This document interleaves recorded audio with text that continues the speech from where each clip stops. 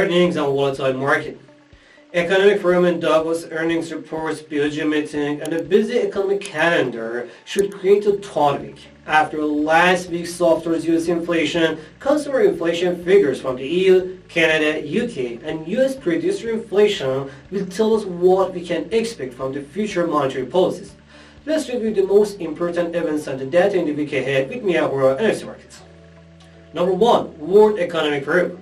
The annual meeting will convene leaders from governments, businesses, and civil society from 90 countries will come together this week in Davos, Switzerland, as it returns to its usual January time slot.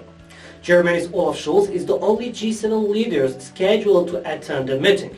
In the current tense political and economic situation, hearing experts and economic activities from all over the world will help us to understand the situation better. Number 2. China GDP and industrial production. Q4 GDP data and December industrial production will provide insight into how China's economy performed in the last months of 2022 before opening the borders and ending the zero-COVID policy.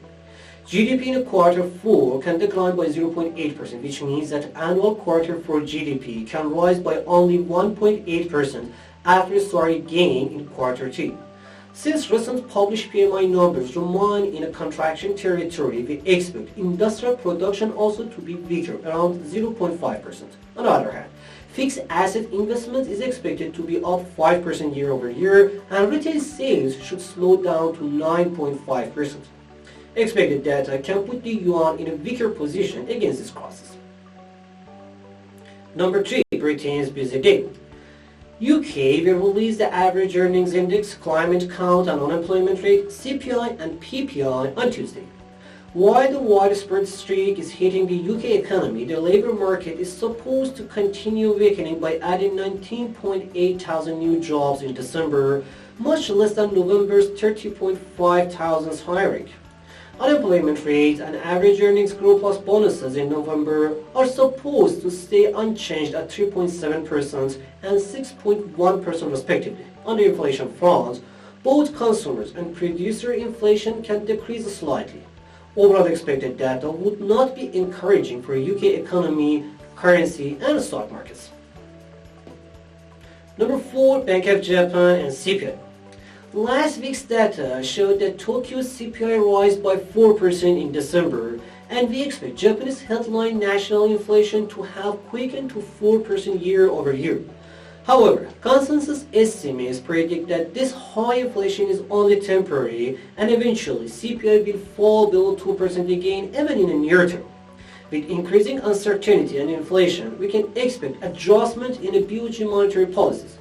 Desired data and decisions can support the Japanese yen. Number 5. US data.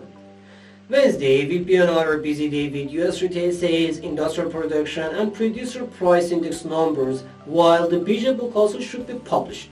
Despite November's slowdown, consumer spending is still strong but can slow down again in 2023. December retail sales are supposed to decrease by 0.8%, but accounting for a 1.1% decline in consumer goods price last month, actual retail sales are likely to be positive. The industrial production index dropped 0.2% in November. For December, production can decline by 0.1% and capacity utilization to tick down to 79.6%. US PPI is also supposed to decrease by 0.1% in the last month of 2022. Estimated data can hold the pressure on the US dollar and lift the stock markets. Finally, number 6, earnings of the week. After promising start last week, hopes for better earnings increase. On Tuesday, Morgan Stanley, Goldman Sachs, Interactive Brokers, and United Airlines Holdings will have an earnings call. We are waiting for the Charles Schwab reports on Wednesday, and Thursday, Netflix report will get the attentions. Thanks for watching this video and hope it's going to be an amazing week for all of you guys.